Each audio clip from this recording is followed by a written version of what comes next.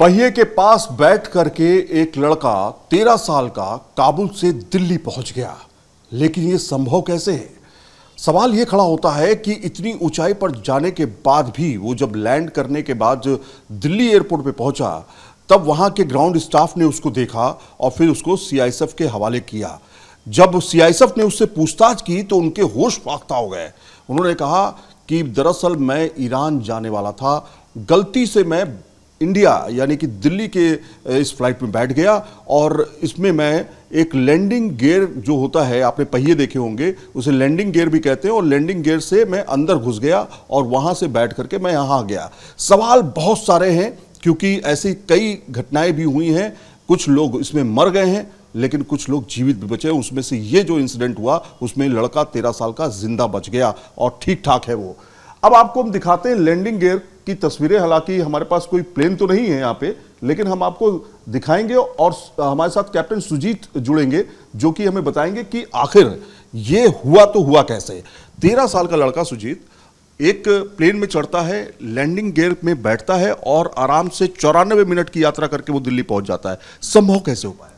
Sir, ये जो 94 minute की यात्रा थी, इसमें से एक बहुत छोटा सेगमेंट जो कि 30 मिनट का था, वो एक ऐसे लेवल पे था जहाँ पे surviving without pressurised oxygen possible है।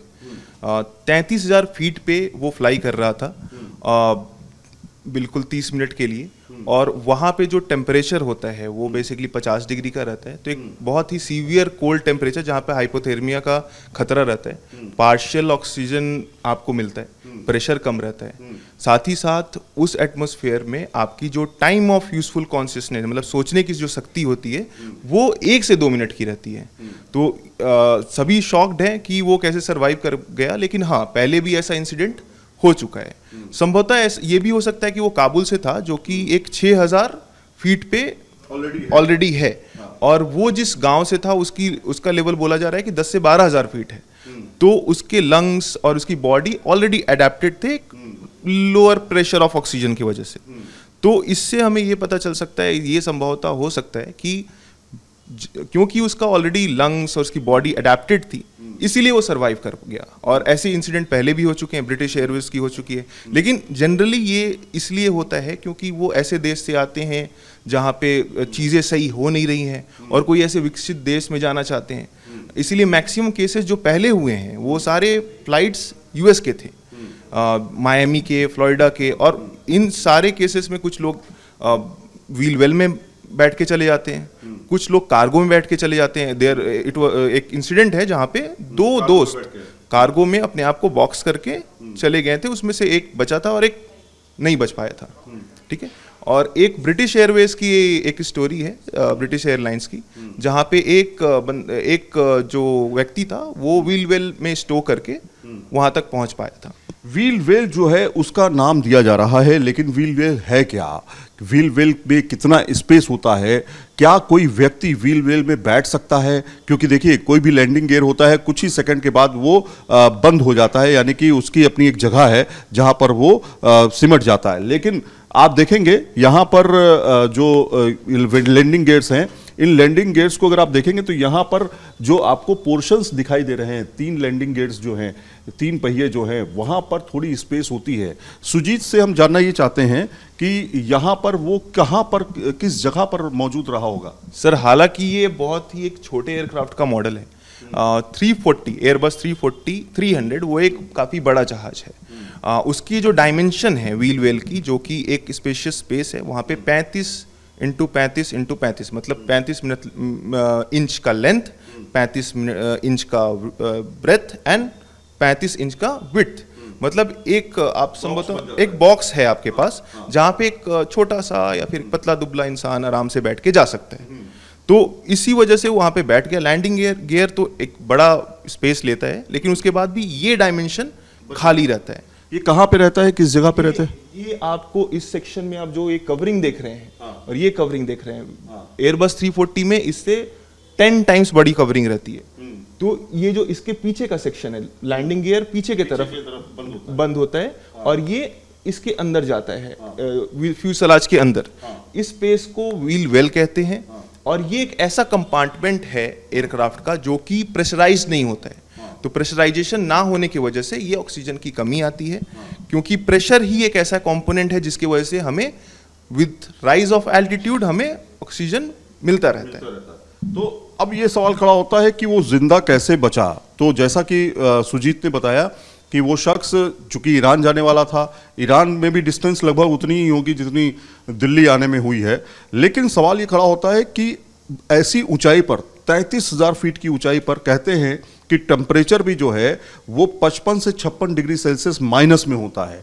तो वहां पर इतना माइनस टेम्परेचर होने के बावजूद सरवाइव कर पाना आपको लगता है कि बहुत चौंकाने वाला? ये बिल्कुल संभव, ये बहुत ही चौंकाने वाला सिचुएशन है, सबके लिए है। इतना एक्सट्रीम टेम्परेचर में, जैसा मैंने आपको बताया, इतना एक्सट्रीम टेम्परेचर में बॉडी का ब्लड सर्कुलेशन सही से काम नहीं कर सकता है, हमारा ब्लड में ऑक्सीजन अच्छे से इंड्यूस नहीं हो पाता है और इससे वजह से ब्रेन हैमरेज हो जाती है। तो इसने ये चीज़ को झेल लिया, ये कर गया और यहाँ तक पहुँच गया, वो भी सेफली। और खुद ही आपने भी सुना, मैंने भी सुना कि वो वॉक कर रहा था रैम्प एरिया में, हाँ, तो वहीं से वो पकड़ा गया है। तो even after getting to the such worse condition, इतने गंभीर सिचुएशन में जाने के बाद भी वो आराम से वहाँ से निकल के चल पा रहा है, वो भी एक चौंकाने वाला चीज़ है, इंसिडेंट है।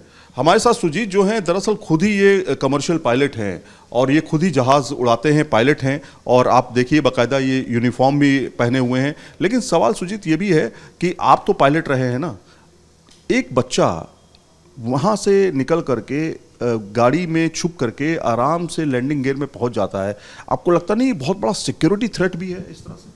सर, इंडिया में तो ये पॉसिबल है ही नहीं। आप जानते हैं इंडिया एक एरोड्रोम, एक ऐसा इन्वायरमेंट है जहाँ पे सिक्योरिटी अगर ना हो तो सेफ ट्रैवल नहीं हो सकता है। हाँ। तो आप काबुल के अभी सिचुएशंस के बारे में जानते हैं, वहाँ पे एक ऐसा सिचुएशन बना है जहाँ पे आप सेफ ट्रैवल तो कर ही नहीं सकते, आप सेफ तो रह ही नहीं सकते, वहाँ पे औरतों को पे पाबंदी है, बहुत सारी चीज़ें हैं। तो वहाँ पे में भी ये हो सकता है एक ब्रीच ऑफ सिक्योरिटी पॉसिबल है, क्योंकि लोग ज़्यादा अवेयर नहीं है, नई सरकार है, सब कुछ नया है, ऑथराइजेशन बिल्कुल नया है, तो कंट्रोलिंग अथॉरिटी नहीं है, तो इसी वजह से ये ब्रीच हो पाया। हालांकि वो समय देखा होगा आपने 2020-21 के करीब, जब बड़ी संख्या में लोग प्लेन के ऊपर चढ़ गए थे, बाकायदा प्लेन के ऊपर चढ़ करके लोगों ने यात्राएं भी करनी शुरू कर दी थी, उनके पंखों के ऊपर चढ़ गए थे और कई लोगों की उसमें मौत भी हुई। करेक्ट, उसमें बहुत लोग, कोई व्हील पे चढ़ रहा है, कोई विंग्स पे चढ़ रहा है, सभी लोग चाह रहे थे कि काबुल से बाहर निकले, और इसी रीज़न के वजह से ये सारी इंसिडेंट्स होती हैं। मैक्सिमम अफ्रीकन कंट्रीज से लोग जाना भागना चाहते हैं और वो पढ़े लिखे नहीं होते, ज़्यादा अवेयर नहीं होते, तो ये ऐसा हरकत कर भी देते हैं। हम अपने CISF को सैल्यूट करना चाहते हैं, क्योंकि उनके वजह से ही ऐसा है कि इंडिया में ये चीज़ करना नामुमकिन है। अब थोड़ा सा समझ लेते हैं, एक प्लेन की और तस्वीर से दिखाएंगे। हम ये समझना चाहते हैं कि क्या क्या जगह होती हैं छुपने की, हाइड की, कोई सी लोकेशन होती है, क्योंकि आप प्लेन के अंदर अगर जा रहे हैं तो वहाँ छुपना मुमकिन नहीं है, वो बंद हो जाता है बिल्कुल, लेकिन बाहर के जगहों पर क्या क्या लोकेशंस होती हैं जहाँ पर आसानी से एक व्यक्ति या दो व्यक्ति छुप सकते हैं? सर सर, ये आप देख रहे हैं तीन लोकेशंस हैं बेसिकली जहाँ पे प्रेशराइजेशन नहीं होता है, लेकिन इस सेक्शन को कहते हैं हम रडोम, जहाँ पे छुपना तो नामुमकिन है क्योंकि यहाँ पे जाना ही मुश्किल है। तो बचे दो जगह, ये लोकेशन, ये दो व्हील के लोकेशंस हैं, ये दोनों जो आप कंपार्टमेंट्स देख रहे हैं इनको हम व्हील वेल बोलते हैं।